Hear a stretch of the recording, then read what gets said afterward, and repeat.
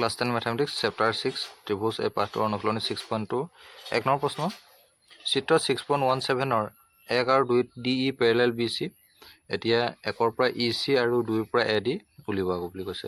এতিয়া আমি ফাৰ্স্ট এক নম্বৰ ছবিটো চাওঁ এক নম্বৰ ছবিটো যদি আমি ভালদৰে চাওঁ তেতিয়াহলে ইয়াত কি বুলি কৈছে DE পেৰেলেল BC বুলি কৈছে DE আৰু BC পেৰেলেল আমি ফাৰ্স্ট লিখিম যেহেতু DE পেৰেলেল BC এতেকে AD divided by DB is equal AE by EC হবনে AD divided by DB is equal AE by EC হব যেটো এই ত্ৰিভুজটোত DE আৰু BC প্যাৰেলাল গতিকে এই দুটা বাহুৰ অনুপাত কি হ'ব সমান হ'ব এতিয়া মানবিলাক বহাই দিয়া যাওক AD মান কি দিয়া আছে 1.5 AD মান দিয়া আছে 1.5 DB মান দিয়া আছে 3 AE মান দিয়া আছে 1 তেতিয়াহলে EC কিমান হ'ব আমি উলিয়াব লাগে EC এটা আমি যদি কটাকটি কৰো 1.5 এ 3 কেইবাৰ যাব দুবাৰ যাব 2 গুণ কিমান হয় 2 2 মহটা লিখিছো EC আৰু এফালে কি থাকিলে 1 থাকিলে EC আৰু 1 পূৰণ কৰিলে কি হ'ব EC হ'ব গতিকে EC বাহুৰ দৈৰ্ঘ্য কিমান পালোগে 2 সেন্টিমিটাৰ 2 সেন্টিমিটাৰ ঠিক আছে 2 নম্বৰ ছবিটো যদি আমি চাবলৈ যাওঁ একেই DE BC প্যাৰেলাল বুলি কৈছে গতিকে একেখিনি কথাই আহিব ইয়াতো আমি লিখিম যেহেতু DE parallel BC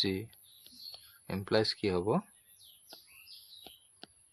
AD divided by DB is equal AE by EC এতিয়া মানখিনি বহাব লাগিব AD মান দিয়া নাছিলে এটো আমি AD বুলি লিখি লৈছো DB মান দিছিল 7.2 আৰু এফালে দি আছিল 1.8 5.4 1.8 আৰু এফালে 5.4 এটা ইয়াতে যদি আমি কটাকটি কৰিবলৈ যাওঁ এই দুইটা সংখ্যাকে তেতিয়াহলে আমি নৰে কাটি দিও 9 দুগুণ 18 দশমিকটা নাই বুলি ভাবি লওঁ যেহেতু দশমিক হোৱাতে কেৱল এটা অংক আছে গতিকে আমি দশমিক নাই বুলি ধৰি ল'ব 9 দুগুণ 18 আৰু 9 গুণ 54 আকৌ 2 এ কাটিলে 3 তেতিয়াহলে AD ইকুৱেল কি পাবো 7.2 যদি আমি ইয়ালৈ লৈ যাওঁ তেতিয়াহলে কি হ'ব 7.2 ডিভাইডেড বাই 3 3 যদি এক কটাকটি কৰি দিও তেতিয়াহলে কিমান হ'ব 3 দুগুণ 6 দশমিক এফালে থাকি গল ইয়াত 1 থাকিলে এফালে 2 গতি 1.2 অৰ্থাৎ 12 3 4 গুণ 12 আনসাৰ কি পোৱা গল 2.4